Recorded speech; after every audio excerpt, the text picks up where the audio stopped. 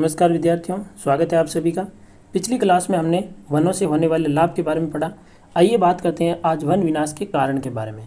वनों का क्यों विनाश हो रहा है, जो हमारे लिए एक महत्वपूर्ण संसाधन है, इनका विनाश किस कारण से हो रहा है, इनके बारे में चर्चा करते हैं।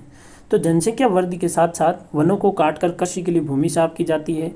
विभिन्न निर्माण कार्य, कारखानों, पशुपालन, बांध के लिए वनों की कटाई की जा रही है और बढ़ती जनसंख्या के लिए आवास उपलब्ध कराने और उद्योग धंधे लगवाने हेतु आदि के लिए वन क्षेत्र को काटकर भूमि उपलब्ध कराते हैं। वन विनाश का एक प्रमुख कारण होता है झूम खेती। अभी झूम खेती पढ़ेंगे।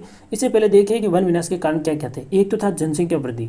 जनसंख्या वृद्धि हो रही है तो वनों को काटा जा रहा है, भूमि साफ की जाती है और वहाँ पर क्या कर रहे हैं, निर्माण कार्य लगा रहे हैं, कारखाने लगा रहे हैं, पशुपालन किया जा रहा है, बांध के लिए वनों की कटाई की जा रही है और जनसंख्या की आवास उपलब्ध कराने के लिए, आवास यानी मकान बनाने के लिए भी वनों का विनाश किया जा रहा है। उद्योग धंधों के लिए भी वनों का विनाश किया जा रहा है। तो ये कुछ हो गए महत्वपूर्ण वन विनाश के कारण। प्रश्न बहुत इंपॉर्टेंट बनता है यहाँ से बोर्ड में कि वन विनाश के 2 कारण लिखिए या फिर वन विनाश के 4 कारण लिखिए। ऐसा बोर्ड में पूछा हुआ प्रश्न भी है, तो आप इसको अच्छे से याद रखिएगा। अब एक जो अगला टॉपिक आ रहा है जो कि एकदम ब्लैक और हाईलाइट किया हुआ है, वेरी इंपॉर्टेंट है। यदि आप इसको याद करके जाते हैं तो आपके लिए बहुत ही अच्छा रहेगा, क्योंकि एग्जाम की दृष्टि से ये बहुत इंपॉर्टेंट है, वेरी इंपॉर्टेंट। अभी इतना इंपॉर्टेंट क्यों है देखिए, क्योंकि यहाँ से 2 नंबर का साफ साफ प्रश्न बनता है, बहुत अच्छा प्रश्न बनता है कि झूम खेती क्या है। तो देखिए झूम खेती क्या होती है, किसी क्षेत्र विशेष की वनस्पति को जलाकर और उसे उपजाऊ भूमि में 2-3 साल तक खेती की जाती है और इनकी उपजाऊ क्षमता कम हो जाने पर किसी अन्य क्षेत्र को चुना जाता है और यही प्रक्रिया पुनः की जाती है। इसे झूमिंग खेती कहते हैं। और ये कहाँ की जाती है, नागालैंड, मिजोरम, मेघालय, अरुणाचल प्रदेश और त्रिपुरा, असम आदि जगह पर की जाती है। क्या होता है इसमें, एक जंगल होता है, जंगल की उस भूमि को क्या करते हैं, जला देते हैं। वहाँ से पूरी जलाने के बाद यहाँ जो उपजाऊ भूमि बनेगी, उस उपजाऊ भूमि में ये फसल उगाएंगे और जैसे ही 2-3 साल खेती करेंगे तो जो उपजाऊ क्षमता है वो क्या हो जाएगी, समाप्त हो जाएगी, नष्ट हो जाएगी। जो उपजाऊ क्षमता नष्ट हो जाएगी तो ऐसे किसी और क्षेत्र को चुन लेंगे और उस क्षेत्र पर ऐसी खेती फिर शुरू कर देंगे। तो ये बहुत ही एक तरीके से देखा जाए तो वन विनाश का प्रमुख कारण माना जाता है झूमिंग खेती। और बोर्ड के हिसाब से बहुत इंपॉर्टेंट, मैं फिर कह रहा हूँ बहुत इंपॉर्टेंट, आपको परिभाषा आनी चाहिए झूम खेती क्या है और ये कौन से क्षेत्रों में की जाती है, वेरी इंपॉर्टेंट। चलिए आगे बात करते हैं वन विनाश के दुष्प्रभाव। देखिए वनों का विनाश हो रहा है, हमने देख लिया, लेकिन वनों का जब विनाश हो रहा है तो इसका क्या दुष्प्रभाव है, क्या कोई दुष्प्रभाव पड़ेगा वन विनाश से? जी हाँ, बिल्कुल, बहुत ज़्यादा दुष्प्रभाव पड़ेगा। देखिए बढ़ती जनसंख्या के कारण मांग तो बढ़ रही है, तो मांग बढ़ रही है तो वनों से अधिकतर उत्पाद जो है वो वनों से प्राप्त किए जाते हैं। जैसे लकड़ी का व्यापार भी बढ़ रहा है, तो वन क्षेत्र क्या हो रहे हैं, कम हो रहे हैं।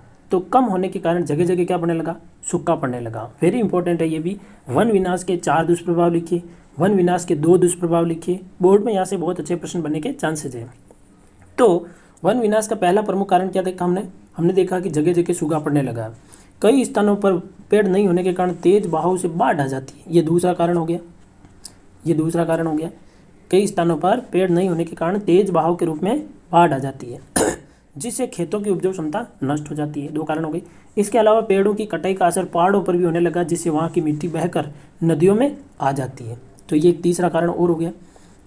क्या होगा कि पहाड़ी क्षेत्रों पर यदि वन काट दिए जाए तो जब बारिश होती है तो वहाँ की पत्थर, चट्टानें, मिट्टी सब बहकर कहाँ आ जाती है, नदियों में। और नदियाँ कैसी हो जाती है, उथली हो जाती है, पानी गंदा हो जाता है। और नदियों के जल स्तर बढ़ने से बाढ़ की संभावना भी रहती है। तो ये 3 प्रमुख कारण हो गए। और भी कारण है, देखिए बहुत इंपॉर्टेंट है। वन विनाश से प्राकृतिक संसाधनों में कमी, देखिए प्राकृतिक संसाधनों में कमी आ जाती है, मृदा अपरदन आदि घटनाएं हो रही है और वन्य जीवों का विनाश हो रहा है। देखिए 4 कारण हो गए। 5वां कारण यहाँ से आ रहा है, वन्य जीवों का विनाश हो रहा है, जलवायु में परिवर्तन हो रहा है और मरुस्थलीकरण बढ़ रहा है। तो ये 5 यहाँ से हो गए। और कौन कौन से देखिए,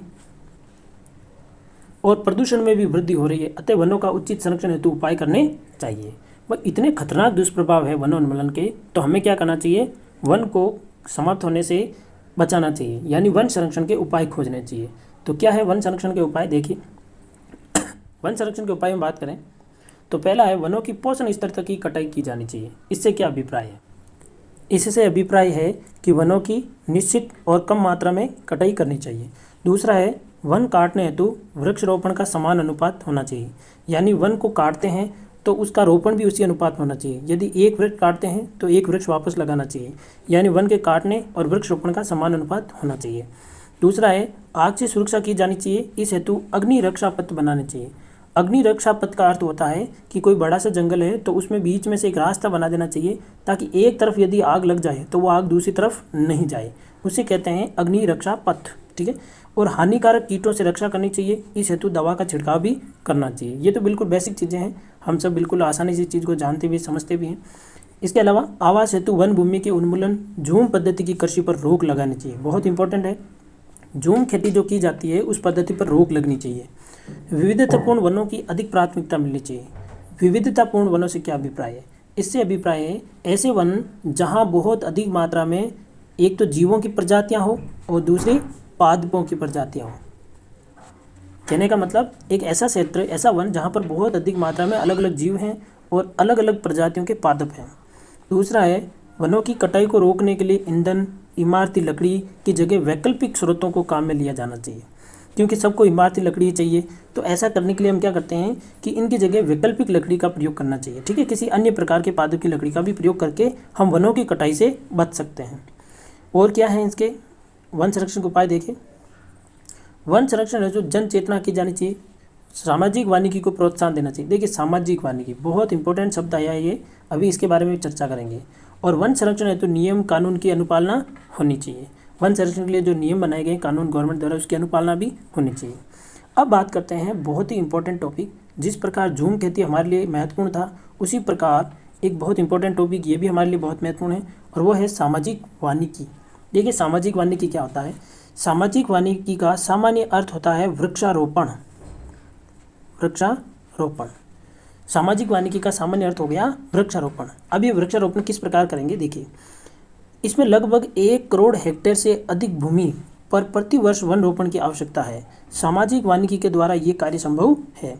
वन क्षेत्रों में वृद्धि होगी और बड़े पैमाने पर रोजगार मिलेगा। इसके साथ ही गांव वालों को चारा, जलाऊ लकड़ी और अनेक महत्वपूर्ण उत्पाद भी प्राप्त होंगे। इससे लोगों के द्वारा कार्यक्रम के रूप में मान्यता प्राप्त हुई। और सामाजिक वानिकी के प्रमुख रूप से 3 घटक हैं।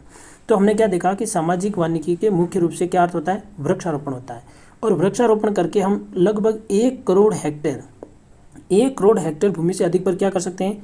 वृक्षारोपण कर सकते हैं। तो ये किसके द्वारा संभव है? सामाजिक वानिकी द्वारा संभव है, अर्थात वृक्षारोपण द्वारा संभव है। और इसमें क्या होगा? देखो, गांव वालों को चारा मिलेगा, जलाऊ लकड़ी भी मिलेगी और अन्य प्रकार के उत्पाद मिलेंगे, रोजगार भी मिलेगा। तो ये इस प्रकार की व्यवस्था है जिसमें एक समूह में लोग मिलकर क्या करते हैं? वृक्षारोपण करते हैं, और इसे सामाजिक वानिकी कहते हैं। अब ये वृक्षारोपण कहाँ किया जाना चाहिए? तो इसके लिए 3 घटक बताएं। सामाजिक वानिकी के 3 घटक हैं।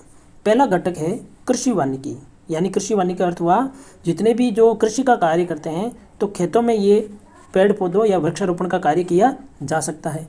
और दूसरा है वन विभाग द्वारा नहरों, सड़कों, अस्पतालों आदि सार्वजनिक स्थानों पर सामुदायिक आवश्यकताओं की पूर्ति हेतु वृक्षारोपण करना। यहाँ पर भी अपन वृक्षारोपण कर सकते हैं। तो ये दूसरा हो गया। तीसरा घटक है ग्रामीणों द्वारा सार्वजनिक भूमि पर वृक्षारोपण कर देना। ऐसी भूमि जो कि सबके लिए है या फिर गवर्नमेंट की भूमि है, तो वहाँ पर भी हम क्या कर सकते हैं? वृक्षारोपण कर सकते हैं।